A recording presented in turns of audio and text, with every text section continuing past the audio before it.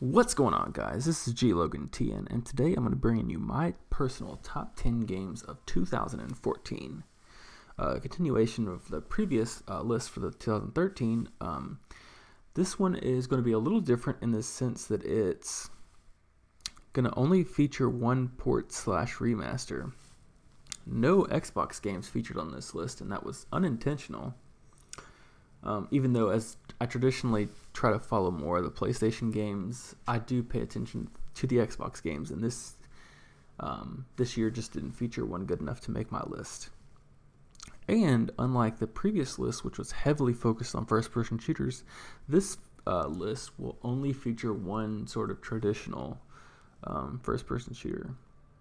Much more focused on the RPGs, which is really my bread and butter.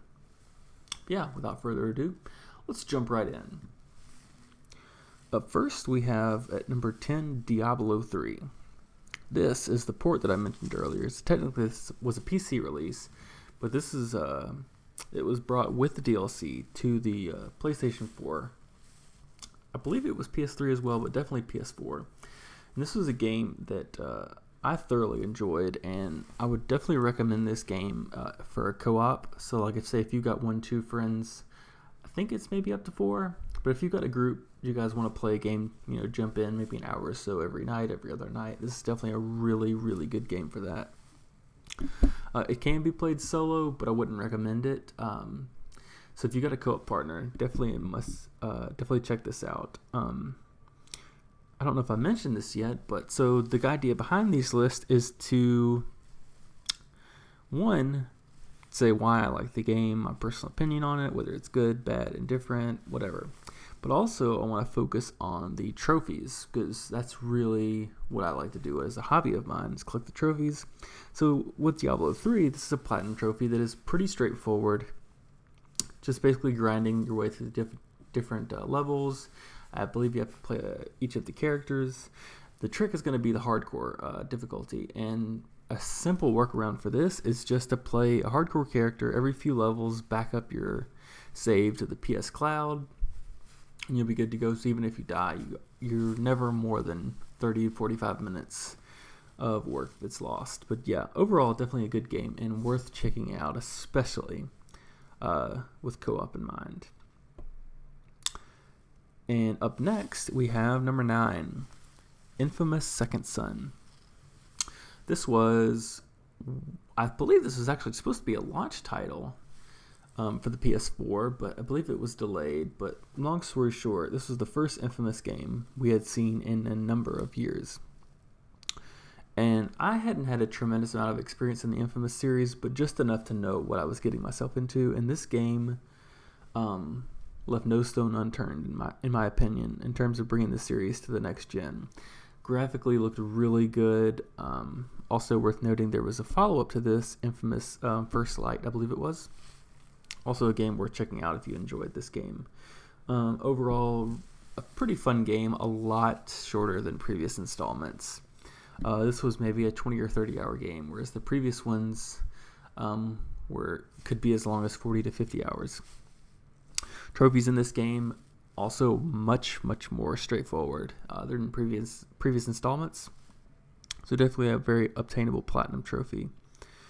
And kind of going along the theme of the previous video, the Metacritic for this game was an 80, which I honestly felt like was right on where it needed to be. It's worth mentioning. Going back a little bit for Diablo 3, the Metacritic for that game, which was 90, is, I think, very generous. Really good game, but just for me, just didn't have enough, and that's why I put it at number 10. But yeah, Infamous Second Son at an 80 on the Metacritic score, definitely, I think, right where it needed to be, and that's why it landed at number 9 for me. Up next, we have number 8. That's Call of Duty Advanced Warfare. And this was the first-person shooter installment that I mentioned at the beginning of this video. I always have a soft spot for my first-person shooters. I think they fit in, as long as you understand what you're getting into with them. Campaign was honestly kind of forgettable, but overall, it served its purpose, kind of getting you used to the mechanics with the new exosuits. But really where this game shines, I think, was with the zombies. I played hours and hours and hours and hours with this on zombies with both by myself and co-op with friends. Multiplayer, well, it's more of the same. This was, I think this might have been really the first Call of Duty installment to go with a much faster pace multiplayer just overall experience. And so this definitely was a learning curve for some. Obviously, the professionals picked it up faster than others, but overall, I thought the exosuits added a really unique feature to this franchise. Metacritic had this at an 83, which again, I kind of tend to agree with. I think that's right where it needed to be, right where it ended up. And that was, in my opinion, heavily carried by the zombies. Really enjoyed this installment of the zombies in the franchise. Up next, at number 7, we have Evil Within, or The Evil Within. This had a lower Metacritic at 75 than previous games on this list, but I honestly felt like it needed to be higher because it was an interesting, as opposed to some, I believe all of the previous games so far have been of a series, whereas this was a new IP. So this is one of those games that I kind of went into without much understanding. I didn't try to do too much research. I just knew that it was sort of a survival horror type RPG, and that really interested me, so I thought I'd check it out. I was really surprised at how just ridiculous this game is. I can't even think of a way to explain it. It's just super crazy, ridiculous, over the top stuff. With some jump scares thrown in along the way. Definitely worth a playthrough. Going after the platinum for a game like this is going to be extremely tough because the difficulty, I think there were 3 or there was hard, and then there was even beyond hard. Akuma, I believe it is, was the most difficult playthrough that you needed, and I'll be honest, it didn't happen for me, and I've heard from other people that have successfully played through that, and said that it was, just as ridiculous as you would think it would be. But yeah, it's a fun game. It's more of if you just wanted to play through, check it out on a casual, medium to hard difficulty playthrough, it's definitely worth it. Even if it means, just picking this up on GameFly or whatever. Definitely worth checking this game out. If you ever catch this on sale for under $10, I would definitely recommend picking this one up. Overall, a really good game if you're into the survival horror genre. Up next, at number 6, we have Wolfenstein: The New Order. This, while technically, I guess you could call it a first-person shooter, was an interesting RPG for me, and this is actually one of the first games I played in this kind of half first-person shooter, half RPG style game that I really kind of fell in love with and found a new niche in the market that I liked, and I ended up playing some subsequent games based off of this playstyle. Metacritic has this game at a 79, which obviously based on where it is in the list for me, I feel like maybe it deserves to be a little higher, but I understand why it's right there. Between a 75 and 85 is a very good place to be for a game, to be honest. Let's see. It's not an extremely long game. I want to say it's maybe 20 or 30 hours if you were really trying to go through and uncover everything and, for instance, go for the Platinum Trophy. Pretty straightforward in that regards. An enjoyable game. Definitely if you're looking for something that's not your standard big AAA titles, this is one of those that's kind of off in the weeds that anyone you talk to that has played a Wolfenstein game knows exactly what you're talking about when you explain it to them, and it kind of has a cult following because of that. Up next, we're going to go to our honorable mention, and that is Far Cry 4.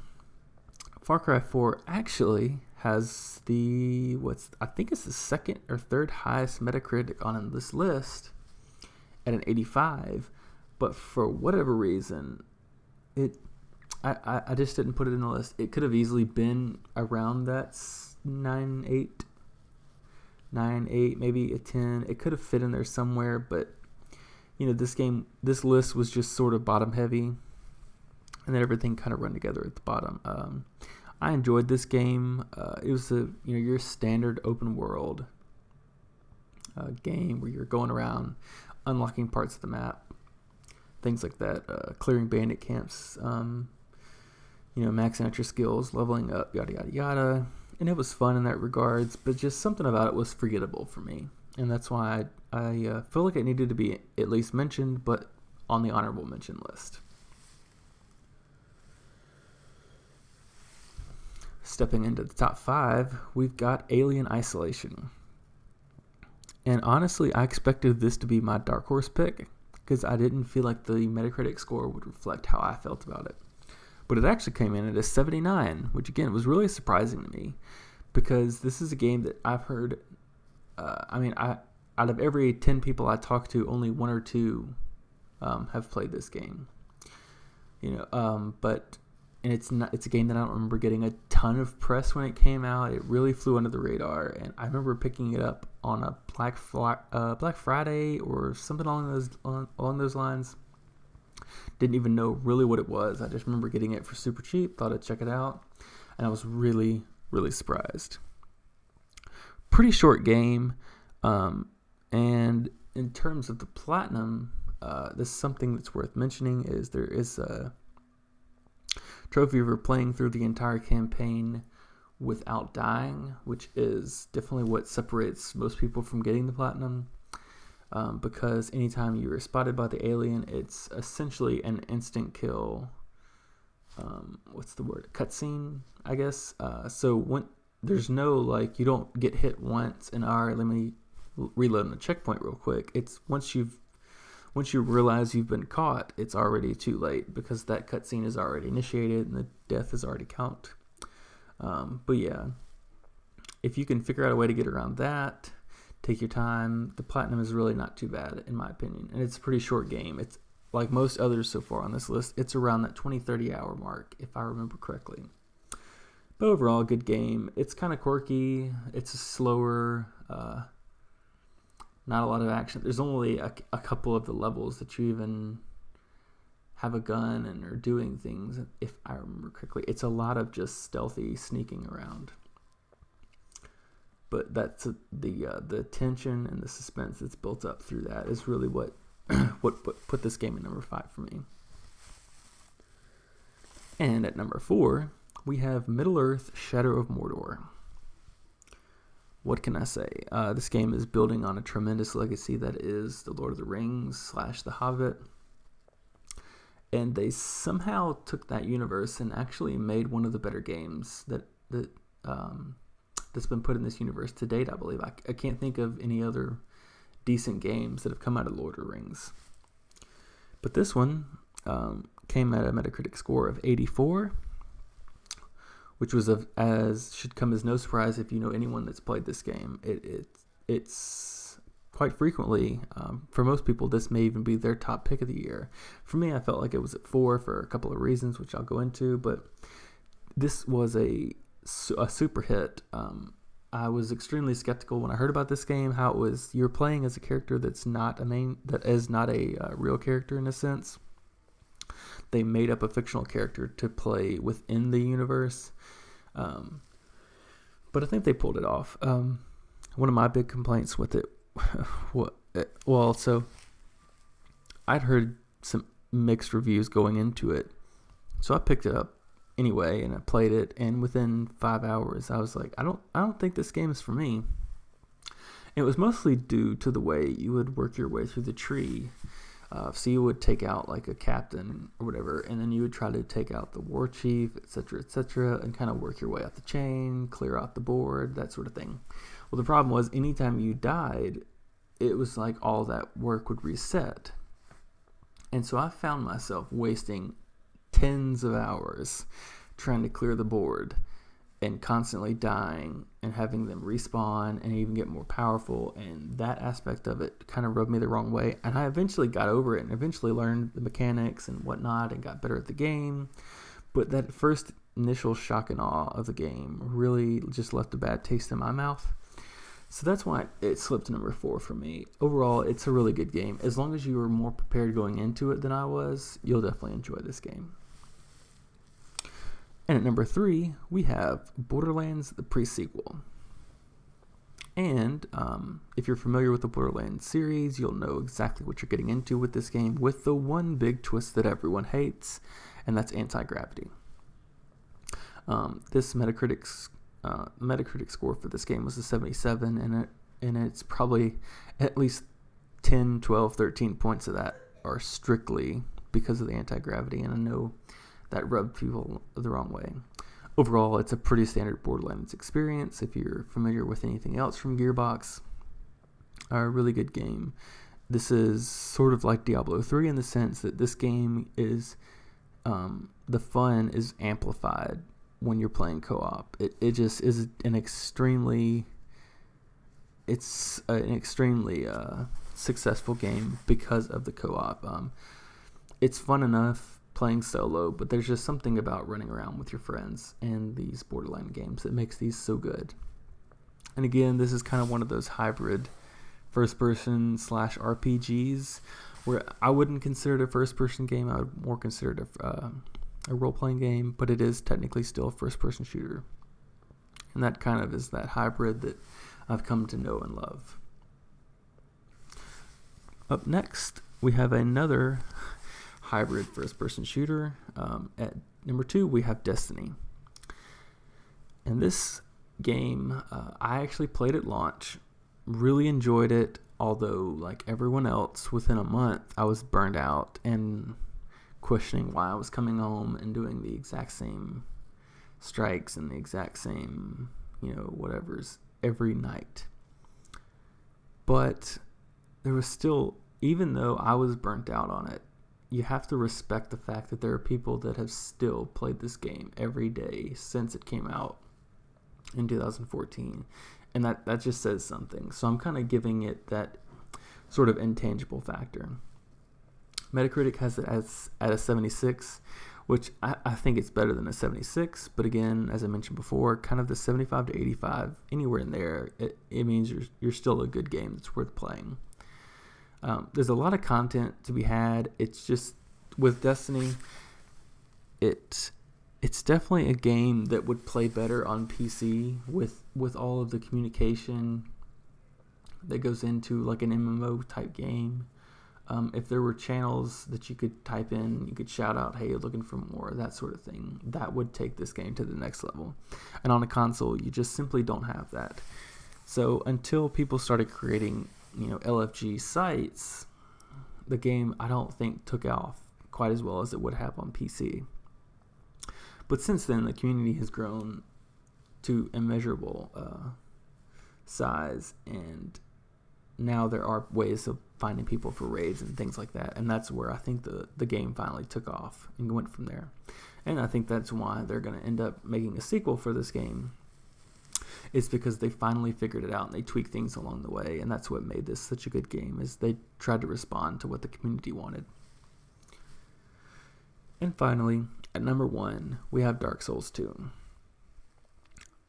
2 words: From Software. That's all you need to know about this game. This is just like Demon Souls and Dark Souls before it. This game is a kind of a hack and slash game, but it's so much more than that. These games they have their own definition of difficult that is separate from every other game you've played, but with that difficulty comes an incredible amount of satisfaction when you are able to beat the bosses and progress through the levels. Dark Souls 2 is there's only 2 games on this list that made it at a Metacritic score of higher than a 90, and ironically enough, they bookend my top 10 with Diablo 3 with a 90 at number 10, and at number 1 we have Dark Souls 2 at a 91. But Dark Souls 2, I honestly feel like deserves the 91. This was an incredible game that just built on and refined everything else that had made these games good previously, and it's just an awesome game. These games are they can be very much enjoyed solo, although I will say if you're ever stuck on anything in these games, the best thing you could do is play online and call in. It doesn't even have to be, a friend of yours, but can be anyone out in the world. You'll find people. This game just has this incredibly interesting community that is truly there to help. You can always find someone online, whether it's the game came out yesterday or the game came out 3 or 4 years ago. There's someone out there still grinding away at these games and always looking to help people coming along, helping with bosses, things of that nature. So that's one of the things I like about these games, because you can really jump into them at any point and enjoy the experience just like you would have if you played these games on launch. And so yeah, that wraps up our top 10 of 2014. Some really good games. I really would recommend every single game on this list, no matter what sort of genre you prefer. All of these games are worth playing. Definitely also want to thank the creators that helped me with this video by allowing me to use their footage, and I'm gonna link their channels in the comments below just so they get proper credit for that. Please go check them out. But yeah, I'm gonna try to put out more videos like this, maybe going in different directions in the future, just trying to do a little bit of everything, just kind of see what you guys want to see. And so if you want to stick around and maybe check some more of my future videos out, don't forget to subscribe and comment down below if there's something you don't agree with, or something you do, or hey, if you want to help with any of these games, I'm always around, so I'll be glad to jump in a game and help you guys out with whatever trophy you're working on. But yeah, until next time, that's it. I'm out. Peace.